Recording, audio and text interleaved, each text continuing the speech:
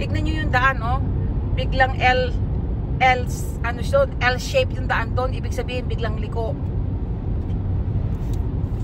So, yung mga biyahero dito, o yung mga nagda-drive, o yung mga nagma-mountain hiking dito, or namamasyal na dumadaan sa mga area na yan, mahigpit na pinagbabawal yung pagtatapon po ng mga sigarilyo, or paggawa po ng apoy, o pagpapaapoy, kasi nga, yun ang nagiging cause ng forest fire dito sa Canada.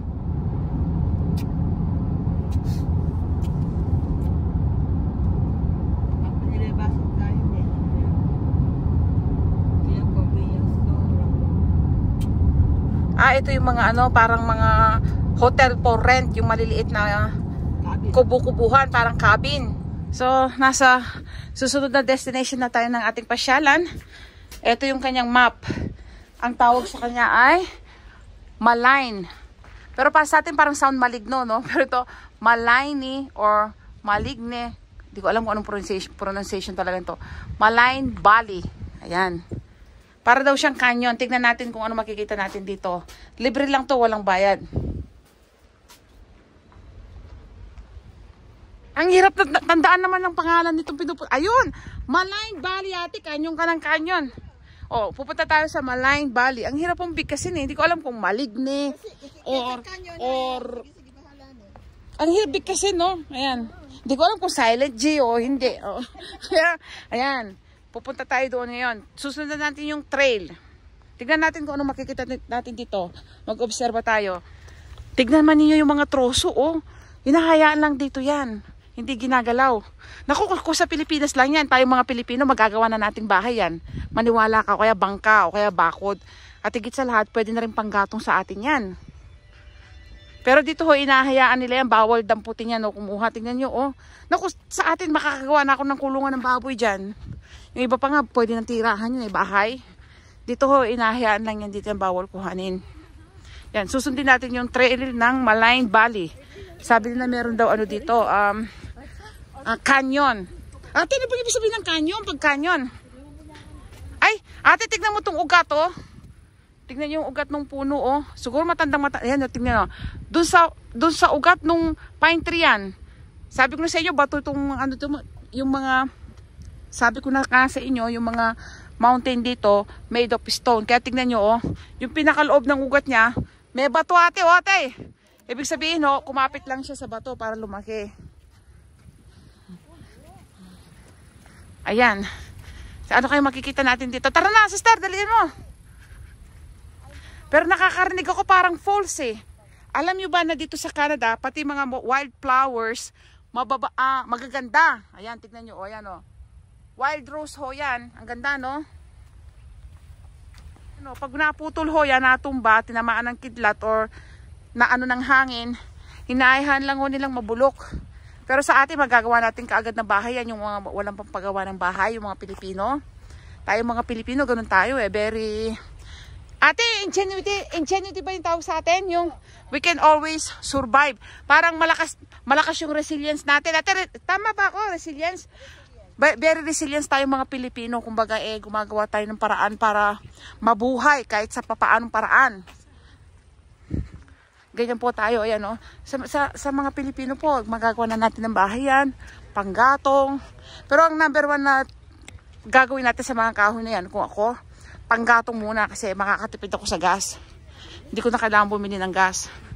O, tignan nga natin kung ano meron dito at dinadayo ng mga bisita, mga turista. Hala, eto pala yung tinitignan nila dito pagkalalim-lalim na bangin. Ayan. Ito pala yung tinitignan nila dito, ate, malalim na bangin. Ayan, oh. Super, oh. Para siyang, alam mo yung tectonic plates, no, te? So, ayan, oh. Sabi ko na sa inyo, ang Canada, ano siya, marami siyang bato, solid na bato. Ito pala yung pinupuntahan nila dito. Ito pa. Tingnan natin. Ayan ang binibisita dito. Ala, para siyang sinkhole, oh. Alam mo yung parang pinasukan siya ng bote, tapos inalis mo yung bote sa lupa, ganun. Ang lalim, oh. Kung baka hulag ang phone ko dito, oh. Ayan, ako dahan-dahan. Teka nga, ayan, oh. Ganyan pala to. Ito pala yung Malign Valley. Oh my gosh! Oh! It's a long ways down. Wow! I feel I'm falling. My gosh, ang lalim niya. It's so deep. And there's actually, it's not like a river running underneath. Yep. Oh my gosh. Oh my gosh. Nanginginig ako. Baka mahulog. Ayun oh. Ito pala yung tinatawag nilang Malign Canyon. Ang lalim oh. Nanginginig yung mga tuhod ko. Hindi ako makalapit. Pero may bakod dito oh. Pero piling ko para akong nahuhulog. Ayun oh. Ako po lalim. Tapos meron pala siyang ilog sa ilalim. Yung parang siyang maliit na river, sibol oh. Pero ano, usually galing yan sa mga lake. At saka sa mga sibol, mga falls. Ayan oh. Ang lalim mo. Ito pala yung... Halika na sis. Nang makarami tayo. Halika na. Ayan, ayoko na. Tama na yun ha. Ayan oh. Dito tayo sa gilid. Piling ko nahuhulog ako. Ayan oh. Ayan oh. Ayan. Tignan natin ang view. Mula dito sa... Ayun. Ayun, malalim pa rin oh. Talagang palalim ng palalim. Ayun oh. Ayan. Ganyan pala itsura. Dito natin picturean.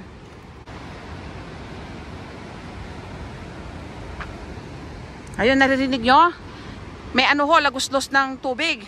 Marami hong tubig sa baba, sibol yun. Usually mga glacial water yon.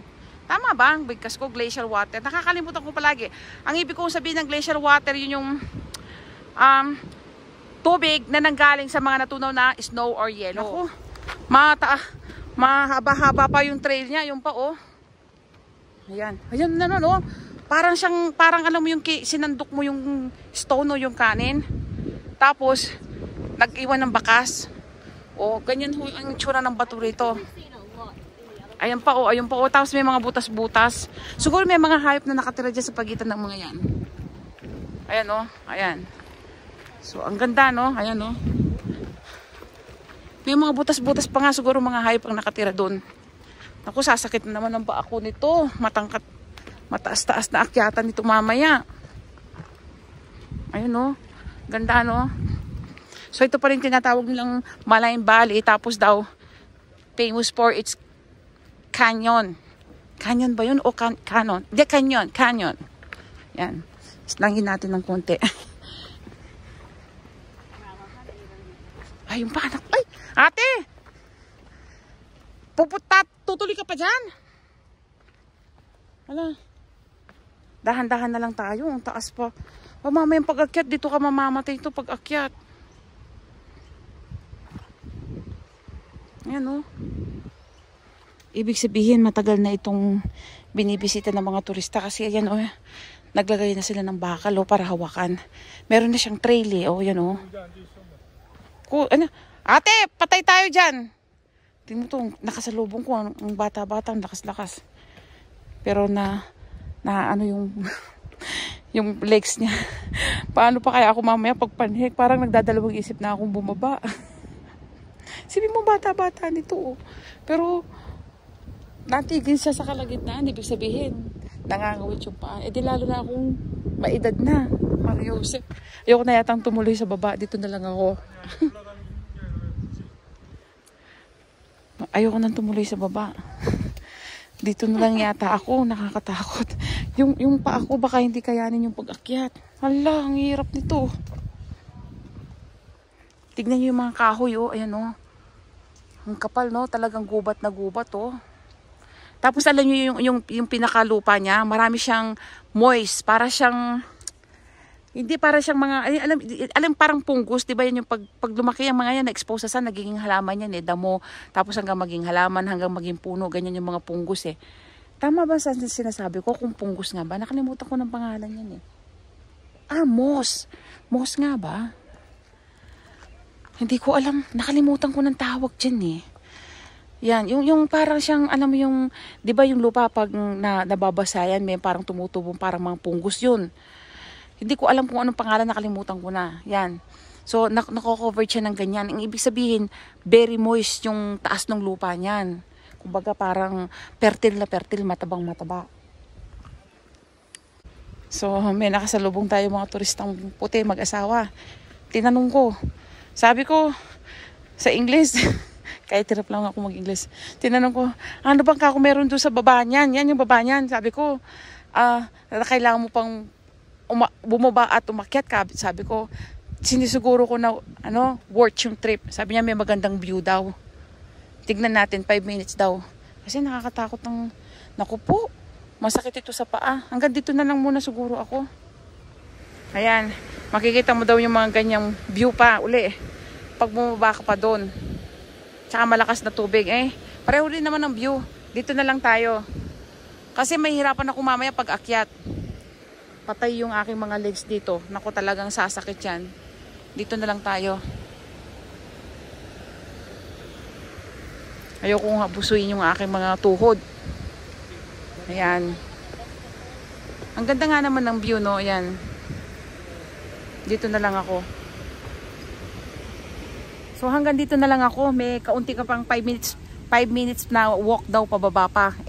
Ang hirap ng akyat panaog. Masakit sa paa. Dito na lang ako. Ayun, in-interview ko yung mama doon. Ayun, kasama niya yung anak niya. Bombay siya, sabi ko. Is it worth to go down there? Kasi 5 minutes pa yung pababa dyan. Ang mahirap kasi dyan yung pataas.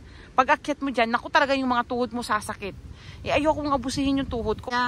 Dito na lang ako. Sabi niya, huwag ka nang bumaba. Sabi niya, hindi naman ganun kaganda. Sabi niya sa akin. So, dito na lang ako. So, may nagsabi na sa akin na hindi naman daw worth. So, dito na ako. Hanggang dito na lang tayo ng pagbaba. Mahirap ang umakyat. Naku, sasakit yung mga tuhod natin pag kasi ang steep nung pataas kaya mahirap na. Dito na lang tayo, ayan. Ayan. Dito na lang tayo. Antayin ko na yung mga kasama ko dito. So sinabihan ko na yung mister ko tsaka yung mga kasama ko na wag na nila akong antayin doon sa baba kasi mga 5 minutes pa mahigit yung walk ang masama kasi yung paakyat. Talaga na masasakit ang tuhod mo. Ayan yung kapatid ko. Tinuloy-tuloy niya yung sa ate ko yan. Mas matanda sa akin ng 8 taon yan. Tinuloy-tuloy niya yung pagbaba. Sabi ko, parang matarik na yung kapatid. Sabi ko, mahirap yung pag-akyat. Sabi ko, tinuloy niya. Mas masakit yung tuhod niya kaysa sa tuhod ko Ngayon, ayan, dumadaing siya. Ayun, hingal na hingal. Kaya ako nag-stop na ako dito sa gitna. Ayoko nang bumaba. Parang daw siya nag-gym ng 1 linggo. Ano bang meron doon? Wala naman daw. Kung ano yung nakikita ko ngayon dito, ganoon din makikita nila. Mas malapit lang ng kita nila yung tubig, yung para siyang rumaragas ang maliit na ilog. Kung nasa Pilipinas lang ako, itong kahoy na to, naku, kakahuyin ko talaga to, gagawin kong panggatong. Ayan ang ganda nung matibay yung kahoy na yun, poste. Pwedeng gawing poste ng bahay. O kaya tuntungan sa mga maliliit na tulay sa mga sapa. Pag gumagawa ka ng tulay na kahoy. Matibay yun, tataba. Ayun ang tataba. Pero higit sa lahat, ito. Madali nang masunog yan. Masarap na panggatong yan. Tapos nakikita nyo yan, yung mga natuyong sanga. Ayan, actually patay na yung pine tree. Ayan, Naku, walang masasayang sa akin yan. Mula doon sa pinakadulong sanga ng pine tree, magagawa kong panggatong yan. Ayan, Naku, talagang walang masasayang sa akin. Pati nga daw mo, pwedeng panggatong pag natuyo. Kasi nung bata ako, talaga nangangahoy ako. Yun. Ayan, napagbuntunan ko yung kahoy kasi hindi na po tayo makababa doon kasi nga ang hirap umakyat. Pabalik yung tuhod natin. Kaya napag-initan ko na naman yung mga dry woods dito. Dito, ang kalaban mo dito, hindi ahas. Talagang, ang alam ko wala talagang ahas dito sa Canada. Kung meron man, mabibilang mo sa daliri mo sa buong Canada. Yung poisonous Meron mga snake dito, hindi poisonous. Tapos dito sa Manitoba, sa isang parte lang siya sa isang lugar lang siya nakapirme. Marami sila. Tapos hindi poisonous, maliliit. Dito, ang alam ko, walang snake talaga dito na poisonous. Yung mga cobra, wala. Tapos, ang unang kalaban mo actually dito, yung mga deer ticks ba yun? Yung pulgas ng mga deer. Ngayon, yun may mga certain pulgas po yun na nagkukos ng Lyme disease. At yung symptoms nun, ilang buwan muna bago mag-a-appear. At yun daw ay permanente nang meron kapag nagkaroon ka ng Lyme disease, sabi nila. Tapos, pangalawang dangerous pa dito, yung poison ivy. Yung poison ivy na tumutubo sa mga gubat-gubat nito, tsaka mahalaman, masukal na parte. Yun ay para siyang sukal na pag nadikitan ka ng dahon niya, ikaw ay magkakaroon ng matinding pangangati. Minsan naman yung iba nagkakaroon ng matinding allergic reaction na pwede ka mamatay kung hindi ka maagapan ng anti-allergy. Tapos, isa pa sa pinaka-dangerous dito yung mga bear. Naku, yung bear. Marami ho ditong bear sa Canada. Ayan yung mag-ama ko, napagod sila. Alam niyo bang, sumulong pa rin sila doon sa pinaka-ibaba nung trail na yan. Talagang nag-access sila ng time na bumaba. Pero hindi pa rin daw nila naabot yung pinaka-dulo nung baba. Sumuko na rin daw sila. Susuko ka raw kaya bumalik na sila. So tama yung desisyon kung wag nang tumuloy-tuloy doon sa baba kasi daw ang hirap daw ng pag-akyat. Malalakas ng mga tuhod nito pero sumusuko pa sila. Eh di lalo na ako na mahina yung tuhod ko. Gaya ng palagi kong sinasabi, ang Canada ay parang made of stone yung lupa. Ayan oh. Iba-ibang klase ng bato makikita mo. Yun oh. Yung inaapakan ko, bato yan. Ayan, yung tinutubuan ng mga puno na to, bato yan. Yan, hinihingal na rin ako. Kaya nga ang Canada, ako na nagsasabi sa inyo talaga, halos bato ho yung lupa niya. Marami siyang bato. Lalong-lalo na ho yung mga bundok niya. Halos puro bato. Ay, hinihingal ako. Yung mga patag lang ho, ang kagaya ho ng Manitoba, yung mga patag na probinsya, ang may maraming agricultural land lang, yun na may maraming regular na lupa. Pero yung mga bulubundukin niyang probinsya, kagaya na Alberta at saka BC, ay halos made of stone lahat ng mga mountain.